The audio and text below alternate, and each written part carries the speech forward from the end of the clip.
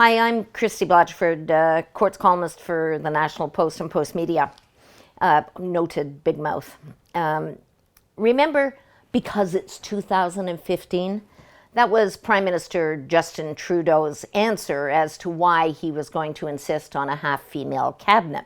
Well, aside from how that turned out for him, hello, Jody Wilson-Raybould, hello, Jane Philpott, I think we all know by now that the Prime Minister is deeply committed to gender equity and that this principle permeates government policy and everything his government does.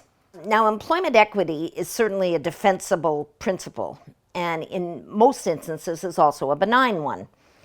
Having a half-female cabinet, for instance, hurts no one, except for, amusingly, possibly the Prime Minister himself.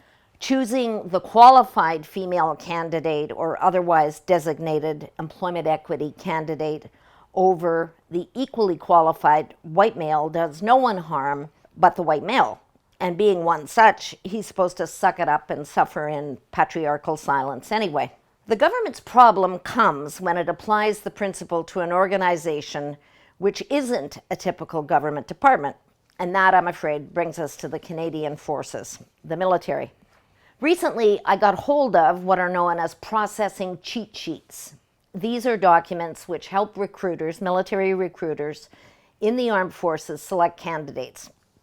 The sheets are weekly tools, as the commander of the recruiting group himself has confirmed, which allow the military to meet its designated employment equity targets. Thus, some of the notes at the top of the sheets, accepting applications from females only, which in 1 week in July of last year meant that there were 17 occupations ranging from postal clerk to med tech to ammunition tech, which were, that week at least, reserved for women. Or, as a sheet from November of last year shows, in that particular week, in 21 different jobs, EE applicants were given priority, right there. In a magnanimous gesture, the sheet notes non-EE may apply. But as Luc Sabarin, the commander of the recruiting group, told me, that doesn't mean the non-EE applicants are told the truth. If they applied that week, for instance, to be a med tech, they wouldn't have been told there were still open spots, open only for employment equity hires. They'd be told the occupation was full.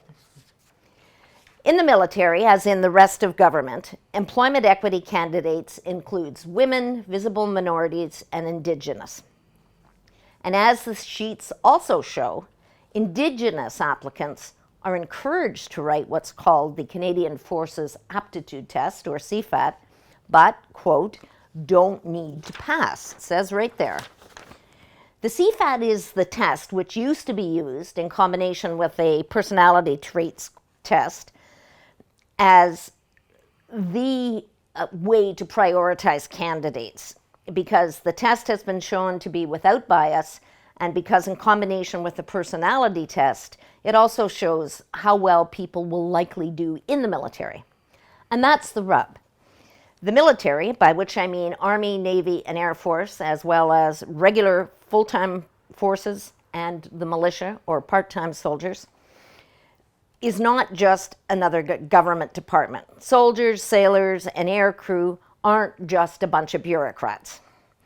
In quiet times, they're peacekeepers abroad, and at home they help out in emergencies, just as they're doing now with the floods in New Brunswick and Quebec, and as they have done in the past, now routinely, with forest fires out west. In less peaceful times, as they were in Afghanistan most recently, they're war fighters. The members of the CF put their lives on the line. None of this is to say that women can't do these jobs. Some can and want to, and they should be able to do them. And they were doing them in Afghanistan, where a few women were combat soldiers, and one stellar woman, Nicola Goddard, was killed in a firefight. But by and large, most of those I saw on the front lines in Kandahar were men. Same when I was in the former Yugoslavia. The least they are owed, the very least, is the truth. If they're in the recruiting process and either aren't being picked or are being told the job they want is full up, that's wrong. they should be told the truth. That is, it's filled for people like them, but not filled for women or employment equity candidates. And not requiring some candidates to write or pass a test that everyone else has to write and pass, that's just wrong. The road to equity isn't paved with lowered standards, because now it's 2019.